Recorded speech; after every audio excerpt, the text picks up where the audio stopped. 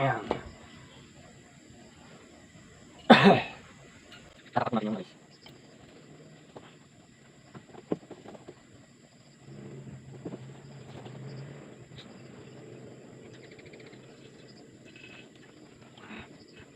Hindi mo bigat mga idol, kaya mo nakipasensya. Makapuliting.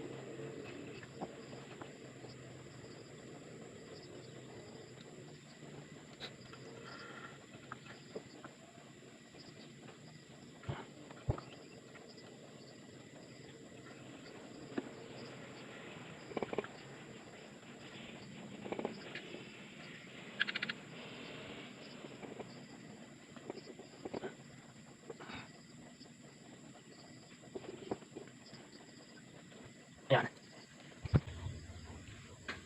So yan po mga idol. Yan. Medyo kukunti na po.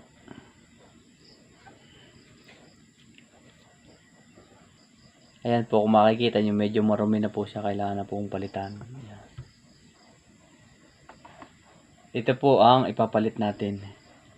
Yan. R134A.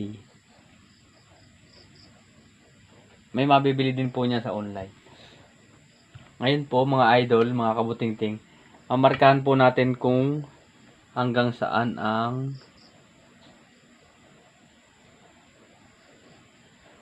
langis niya. Yan. Ganun din po karami ang ating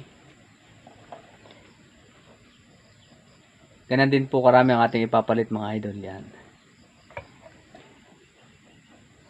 Tatagyan lang natin konti dahil kukunti na ang laman niya.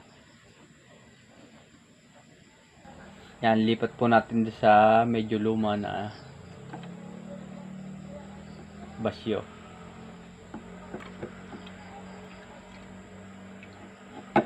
Yan.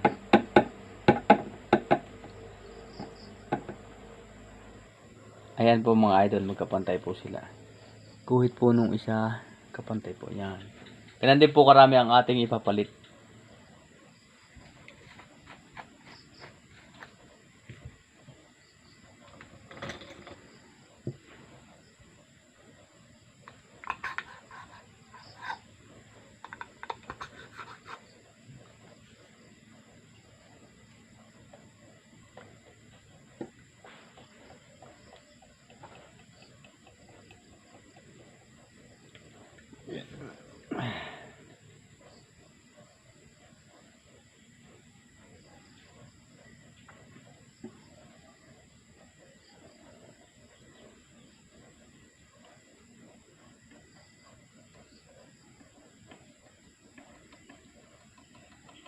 Ayan mga idol, kung mapapansin nyo po, maputi ang bagong oil. Ayan. Ayan. Hop. Yan po, yan. Ganon karami ang ating papalit. Ayan po, yan. Yan po yung guhit natin kanina. Yan. Medyo malabo. Medyo malabo, hindi po visible na maigi.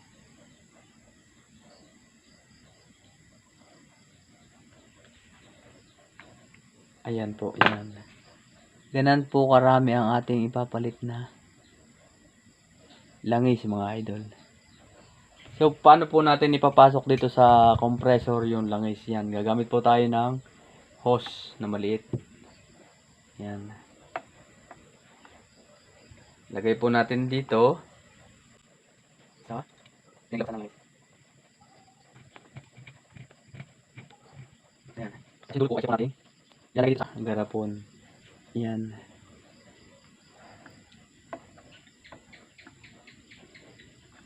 Yon.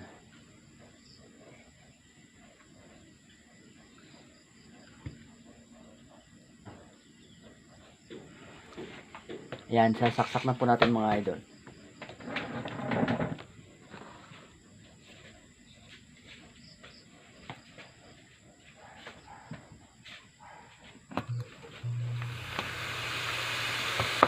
Ayan, kung makikita nyo po,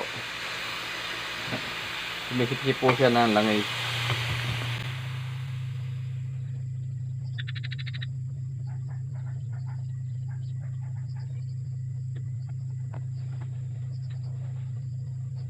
Yan, medyo mabagal po mga idol.